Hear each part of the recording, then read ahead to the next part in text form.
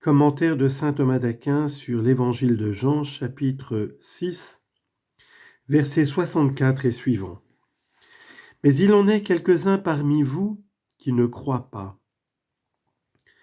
Le Seigneur révèle ici l'incrédulité des Juifs, et il dit qu'ils ne croient pas, et non pas qu'ils ne comprennent pas. Il fait plus, il donne connaissance de la cause pour laquelle ils ne comprennent pas. En effet, s'ils ne comprenaient pas, c'est qu'ils ne croyaient pas.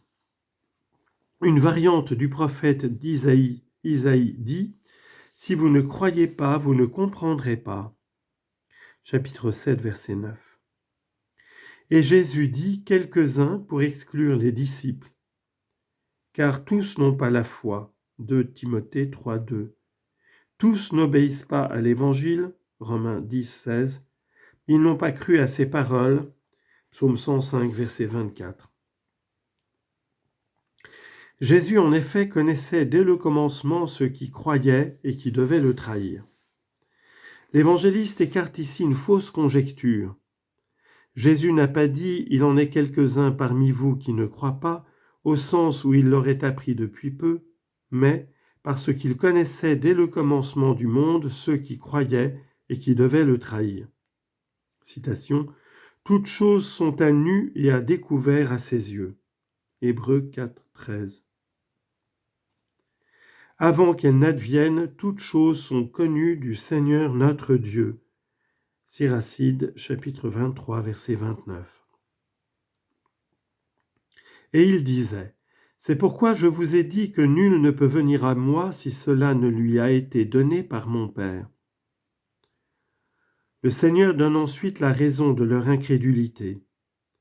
Elle vient de ce qu'on s'éloigne de la grâce qui attire.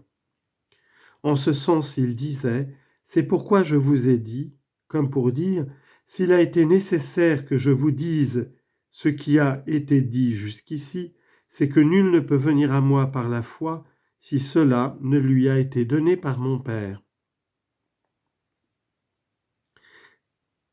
Il en découle, selon Augustin, que l'acte même de croire nous est donné par Dieu. Quant au motif pour lequel ce n'est pas donné à tous, on l'a mentionné plus haut, où le Seigneur avait prononcé pratiquement les mêmes paroles. Il les répète cependant ici pour deux raisons. D'abord pour montrer qu'il était plus bénéfique et utile pour eux de les recevoir dans la foi qu'au Christ de les prononcer. Il vous a été donné de croire en lui. Philippiens 1, 29. Comme s'il disait, c'est votre bien que vous croyez.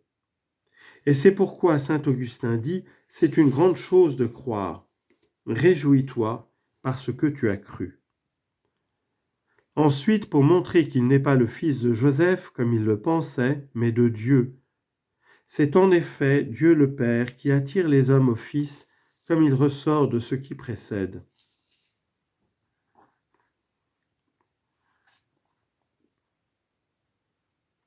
Dès lors, beaucoup de ses disciples se retirèrent et ils n'allaient plus avec lui. L'évangéliste expose ici l'entêtement des disciples. En effet, bien que le Seigneur les eût repris et qu'il eût écarté la cause du scandale pour autant qu'ils pouvaient le faire, ils n'en persévérèrent pas moins dans l'incrédulité, et c'est pourquoi il dit « beaucoup de ses disciples se retirèrent ».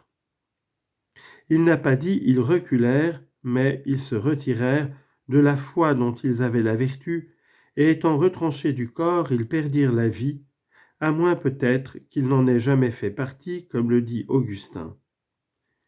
Il en est en effet qui s'en vont purement et simplement, ceux qui suivent le diable, Satan, à qui il est dit « va-t'en ». Matthieu chapitre 4, verset 10. Et de certaines femmes, il est dit « certaines se sont détournées à la suite de Satan ». 1 Timothée 5, 15. Ce n'est pas ainsi que Pierre passe derrière moi, Satan, Matthieu 16, 23, passe derrière le Christ, car lui va à la suite du Christ. Quant aux Juifs, ils s'en allèrent à la suite de Satan.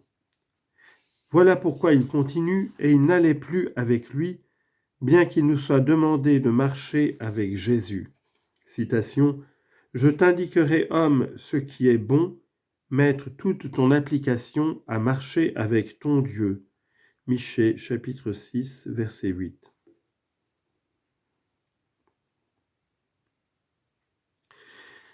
Jésus donc dit aux 12, « Et vous voulez vous aussi vous en aller ?» Simon-Pierre lui répondit, « Seigneur, à qui irions-nous? Tu as les paroles de la vie éternelle. Pour nous, nous croyons et nous connaissons que tu es le Christ, le Fils de Dieu. » Jésus répondit, « N'est-ce pas moi qui vous ai choisis, vous les 12? Cependant, l'un de vous est un diable. » Il parlait de Judas Iscariote, fils de Simon, car c'était lui qui devait le trahir, bien qu'il fût l'un des 12. Ici, le Seigneur porte son attention sur les disciples qui demeurent, ce qui est souligné par son interrogation. En réponse, Pierre exprime leur attachement total. Cependant, le Christ corrige sa réponse. Jésus donc dit aux 12, « Et vous voulez vous aussi vous en aller ?» Le Seigneur sonde donc les 12 qui étaient là pour savoir s'ils voulaient persister. C'est pourquoi il dit aux 12, c'est-à-dire aux apôtres, « Et vous, voulez-vous aussi vous en aller ?» Et ceci pour 2 raisons. Afin que du fait que ceux-ci étaient restés alors que les autres étaient partis, ils ne s'enorgueillissent pas en attribuant cela à leur propre justice, estimant faire au Christ une grâce en ne l'abandonnant pas. C'est pourquoi en leur montrant qu'ils n'avaient pas besoin d'être suivis par eux, il les retient et les affermit plus profondément. Citation, « De plus, si tu agis avec justice, que lui donneras-tu ou que recevra-t-il de ta main ?» Job, chapitre 35, verset 7. Ensuite, parce qu'il arrive parfois qu'on ait la volonté de s'éloigner de quelqu'un et qu'une gêne nous retienne.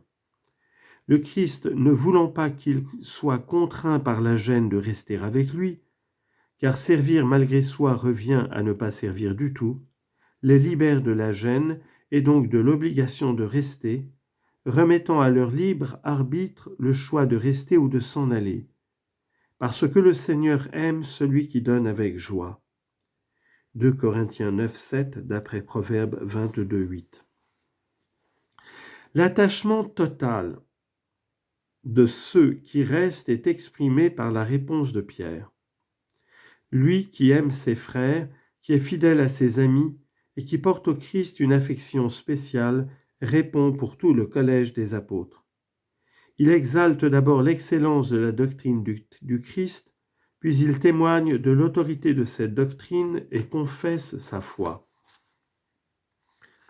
Simon-Pierre lui répondit, « Seigneur, à qui irions-nous? Tu as les paroles de la vie éternelle. » Pierre exalte l'excellence de la doctrine du Christ en disant, « Seigneur, à qui irions-nous » comme s'il disait, « Tu nous rejettes loin de toi, donne-nous quelqu'un de meilleur que toi à qui aller. » Mais assurément, nul n'est semblable à toi parmi les forts, Seigneur. Exode 15, 11.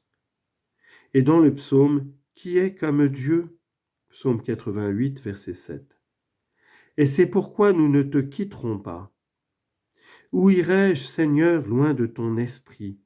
Psaume 138, verset 7. Et selon Chrysostome, la parole de Pierre est révélatrice d'une grande amitié. Déjà, en effet, le Christ était pour lui plus honorable que père et mère. Il témoigne de l'autorité de la doctrine du Christ en disant « Tu as les paroles de la vie éternelle ». Moïse, lui, avait les paroles de Dieu, les prophètes aussi, mais rarement les paroles de la vie éternelle. Toi seul promets la vie éternelle. Que chercher de plus? Qui croit en moi a la vie éternelle. Jean 6, 47. Celui qui croit en le Fils a la vie éternelle. Jean 3, 36.